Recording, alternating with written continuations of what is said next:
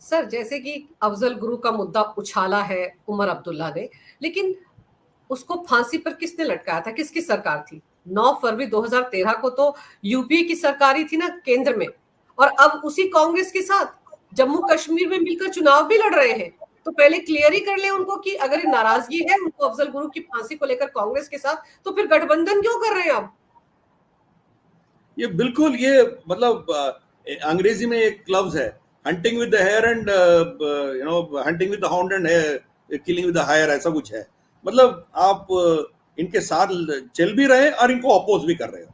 मतलब ये, मतलब इससे हिपोक्रेसी और कुछ नहीं हो सकता है। अब्दुल्ला फैमिली परिवार का हो या मुफ्ती फैमिली का हो, इनके 3 जीव होते हैं।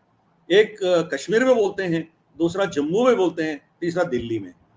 कश्मीर में ये लोग कंप्लीट अलगावादी बात बोलते हैं, उधर वो लोकल कश्मीरी भाषा में बोलते हैं, ताकि बाकी देश में इसके बारे में कुछ पता ना हो। वहाँ सीधा साधा बोलते हैं कि इस्लामियत हो, कश्मीरियत, कश्मीरियत का नाम क्या है, इस्लामियत है और कुछ नहीं है।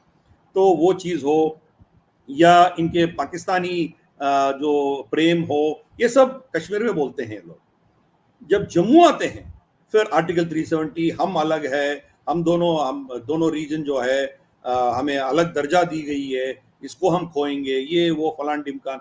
मतलब फिर उनको भी जोड़ के भारत के खिलाफ बोलने वाले वहां बोलते हैं। जब ये दिल्ली आते हैं, जैसे फारूक अब्दुल्ला आया था वाजपेयी जी के संस्मरण में, तो वहां भारत माता की जय की नारा लगा रहे थे। तो मतलब हर जगह पे इनका अलग अलग सोच होता है, इसीलिए इनका कंप्लीट हिपोक्रेसी है। जब अफजल गुरु की फांसी के खिलाफ थे आप, जो फांसी दिलवाया उसके साथ आप क्यों जा रहे हो? बिल्कुल। तो यही सिचुएशन है ना। तो हर इनके कोएलिशन के यही है। अब हिंदुत्ववादी बोलने वाले उद्धव ठाकरे को आपने साथ लिया है, अभी अलगावादी बोलने वाली नेशनलिस्ट कॉन्फ्रेंस के साथ आप गए हो। पहले कुछ साल पहले पीडीपी के साथ भी आपका गठबंधन था, और यहाँ तमिलनाडु में एआईडीएमके के साथ था, फिर डीएमके के साथ है अभी। मतलब आपका कोई कोई फिक्स्ड आइडियोलॉजी नहीं है, कोई ये नहीं है। इलेक्शंस लड़ने के लिए जो उस तथ्य उस काल में आपको जो अच्छा लगेगा उसके पीछे जाएंगे आप। मतलब you don't have any ideology, you don't have any मतलब अलग देश के खिलाफ बोलने वाले आपके साथ भी चल सकते हैं, उसे आपको कोई एतराज नहीं है। सबसे ताज्जुब की बात यह सर कि जब आर्टिकल 370 हटा था, उसके बाद काफी दिन तक ये नजरबंद रहे थे, चाहे वो महबूबा मुफ्ती हो, फारूक अब्दुल्ला हो, और बाद में इन्होंने एक गुपकार गैंग बनाया था, जिसे हम गैंग ही कह सकते हैं, गुपकार। उसमें कांग्रेस शुरू में थी, लेकिन बाद में पीछे हट गई थी, क्योंकि वहां पर आर्टिकल 370 को फिर से लाने की बात कही गई थी। तब कांग्रेस ने किनारा कर लिया था। लेकिन अब कांग्रेस जम्मू कश्मीर में विधानसभा चुनाव के लिए फिर से उसी नेशनल कॉन्फ्रेंस के साथ आ गई है, जो साफ कह रहे हैं कि हम तो आर्टिकल 370 लाएंगे। ला पाएंगे या नहीं ला पाएंगे, उनके अधिकार क्षेत्र में है ही नहीं। अमित शाह बोल के आए हैं ना कल कि ये कब वो गुजरे जमाने की बात हो गई, वो कभी नहीं आएगा, लेकिन फिर भी राग अलाप रहे हैं और कांग्रेस उनके साथ खड़ी नजर आ रही है। तो कितने हिपोक्रेट है सर ये। लोगों को क्या नजर नहीं आता कि बोलते कुछ और है, करते कुछ और है? बिल्कुल सही बोला आपने, ये हिपोक्रेट्स हैं। अभी कांग्रेस आर्टिकल 370 के बारे में कुछ नहीं बोल रहा है, ओनली नेशनलिस्ट कॉन्फ्रेंस ही बोल रहा है। कांग्रेस के ना मैनिफेस्टो में है, ना कोई इनसे, वो तो उनसे पूछने का हिम्मत किसी के पास है ही नहीं है, क्योंकि ये कोई ओपन प्रोफेशनल इंटरव्यू तो देते नहीं है। अपने टट्टू को बिठा के एक एक दो स्टेटमेंट देके भाग जाते हैं ये लोग, राहुल गांधी, ये सब लोग। मान लीजिए कि कोई पूछेंगे तो भी ये इसको टाल देंगे, they will not give a correct answer. मतलब आप उनके साथ भी हैं और उनके अलग भी है। मतलब इससे ज्यादा हिपोक्रेसी तो आपको दिखेगा नहीं है। अब देखिए, जो आर्टिकल 370 है वो सेंट्रल गवर्नमेंट के दायरे में आते हैं, तो स्टेट गवर्नमेंट को कोई लेना देना नहीं है, फिर भी वो पॉलिटिक्स कर रहा है। आप इसके बारे में चुप्पी साधा है। अब आपने पूछा गुपकर गैंग के बारे में। अब देखिए, फारूक अब्दुल्ला, उमर अब्दुल्ला और महबूबा मुफ्ती, जब वहां सिचुएशन नॉर्मलाइज हो गया था आर्टिकल 370 हटने के बाद, कुछ महीने के बाद, एक 2-3 महीने के अंदर अंदर वो ठीक हो गया। बाद में अक्टूबर नवंबर के कालखंड में इसको रिलीज करना था भारत सरकार को, तो ये लोग खुद रिक्वेस्ट किया कि हमें अंदर रखो, हम बाहर जाके बोले भी तो क्या बोले। तो वहां तो कोई हमें सुनने वाला तो है ही नहीं ना, कम से कम हमें कोई इज्जत बख्शेगा हम अंदर रहेंगे तो खुद रिक्वेस्ट करके अंदर बैठ गए थे। तो ये सिचुएशन था। मैं कश्मीर साल में 2 बार जाता हूँ। कश्मीर अंदरूनी मतलब इंटीरियर कश्मीर घूम के आया हूं मैं। आर्टिकल 370 हटने के बाद जब मोबाइल कम्युनिकेशन पूरा बंद था, उस समय में मैं गया। तो चाहे वो इनके इमरान खान की स्टेटमेंट हो या कांग्रेस की स्टेटमेंट हो, ये सब कह रहे थे कि खून की नदी बहेंगे, ये होगा वो होगा। कुछ नहीं, कोई कम्युनिकेशन नहीं था। हमने ऐसे ऐसे इलाके गए हैं जहां टेररिस्ट इन मैनिफेस्टेशन बहुत ज्यादा है, जैसे शोपियान, जैसे कुलगाम, जैसे अनंतनाग, मतलब जो साउथ कश्मीर में, इन इलाकों में मैंने पर्यटन करके आया हूं। मुझे कुछ होता ना, मेरे परिवार को कम्युनिकेट करने के लिए भी कम्युनिकेशन बंद थे।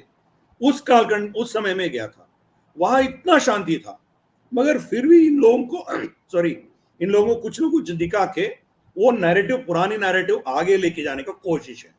इसीलिए हिपोक्रेसी है। ग्राउंड में इनको सुनने वाला तो कोई है ही नहीं है। गुपकर गैंग के बारे में मैं एक कहानी सुनाता हूं आपको। जी।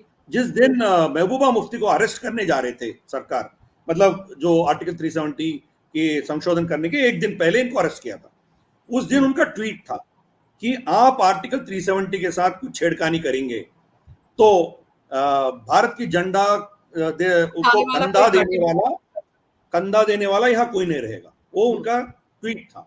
अभी गुपकर रोड में एक 60-70 फुट का भारत की झंडा पकड़ के हमारी नेशनल सॉन्ग, नेशनल एंथम, ये सब गाते हुए स्कूल के बच्चे, कोई 100 बच्चे उनके घर के सामने से जा रहे हैं। अब 2 साल पहले तो मैंने वो वीडियो फोटो फिर अटैच करके महबूबा मुफ्ती का ट्वीट को मैं रीट्वीट किया। अब देखो कौन कंधा दे रहा है। तो ये सिचुएशन है ना।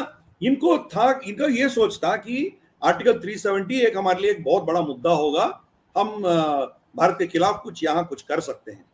तो जब ये फ्लॉप हो गया, इनको तो बोलने का कुछ बचा ही नहीं है। ओमर अब्दुल्ला का भी वही सीन है। इसीलिए फिर वहां गर्मी लाने के लिए फिर वही पुराने मुद्दे लेके आने का कोशिश कर रहे हैं। ग्राउंड लेवल पे तो साफ हो गया, ये सर ग्राउंड हकीकत है उधर। सर ग्राउंड लेवल पर साफ हो गया है, लोग शायद इनको पसंद भी नहीं करें, क्योंकि सर ये वही चेहरे हैं जो उस हालात के लिए जिम्मेदार है। फारूक अब्दुल्ला सीएम हुआ करते थे सर, जब कश्मीरियों को, वहां कश्मीरी पंडितों को, हिंदुओं को घाटी से भगाया गया था, तब वो खुद लंदन में बैठे हुए थे।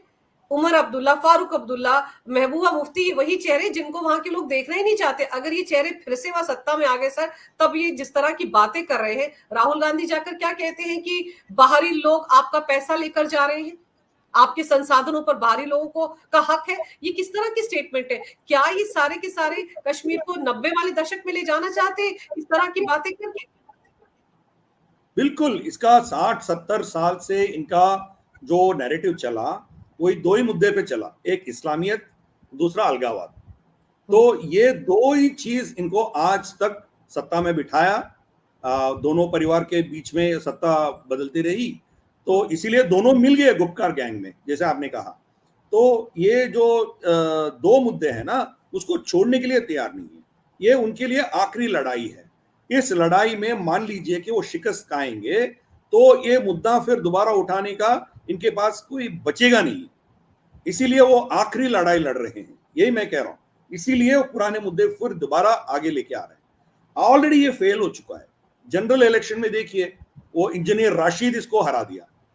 इंजीनियर उमर राशिद अब्दुल्ला। खुद एक एनआईए का मतलब अरेस्टेड केस है वो। फिर भी उमर अब्दुल्ला को हराना वो मुनासिब समझा है। उनको वोट देने से उमर अब्दुल्ला को हराना है, ये उनके लिए फर्स्ट टारगेट था। इसीलिए उमर अब्दुल्ला को हरा दिया उधर। अब इसीलिए इसी के डर के मारे उमर अब्दुल्ला 2 कॉन्स्टिट्यूंसी में लड़ रहे हैं, क्योंकि एक कॉन्स्टिट्यूंसी में हार गया तो चीफ मिनिस्टर का दावा नहीं कर सकता है, दावेदार नहीं बन सकता है। तो ये है इनकी सिचुएशन। वो महबूबा मुफ्ती तो लड़ ही नहीं रही है, तो मतलब वहां सिचुएशन ऐसा हो गया। और जो अलगावात थे, जो भारत के खिलाफ खड़े हुए थे, जैसे जमात हो, जमात इस्लामी हो, जैसे बाकी अलगावात जितने भी थे, वो मेन स्ट्रीम में आना चाह रहे हैं। वो अभी इलेक्शन लड़ रहे हैं। जमात अभी भी बैंड है, इसलिए वो इंडिविजुअल मतलब अलग चुनाव कोई लड़ रहे बगैर पार्टी का एक इंडिपेंडेंट के नाते वो लड़ रहे हैं। अब भारत की सरकार, भारत की संविधान और इलेक्शन कमीशन के रूल्स के मुताबिक ही वो लड़ रहे हैं ना, तो उनके व्यक्तिगत रूप से उनके ऊपर बैन नहीं है। तो वो उस पार्टी के ऊपर बैन है। व्यक्तिगत रूप में इनके पास इनके ऊपर कुछ होगा तो इनको आप अलग कर सकते हो।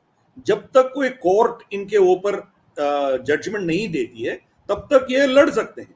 वो मेन स्ट्रीम में आना चाह रहे हैं, तो मतलब ये महबूबा और अब्दुल्ला के फैमिली परिवार से आगे लोग सोचना शुरू किया है। चाहे वो अलगाववाद की बात पहले किया हो, अब उनको भारत के संविधान के ऊपर प्रमाण स्वीकार करना पड़ेगा। They have to accept the Indian constitution. तो जब वो असेंबली में जाएंगे, वो अलगावादी बात करेंगे, फिर दोबारा उनके ऊपर केस बनेगा और फिर इसको सस्पेंड भी हो सकता है। इसीलिए धीरे धीरे से वहां जो भी लोकल लोग जो अलगावाद सोच रखने वाले हैं वो भी मेन स्ट्रीम में आ रहे हैं। तो ये परिवर्तन जो है इनके लिए खतरा है, उमर अब्दुल्ला और महबूबा दोनों के लिए खतरा है। इसलिए ये फिर दोबारा वो वही पुरानी चीज लाने का कोशिश कर रहे हैं।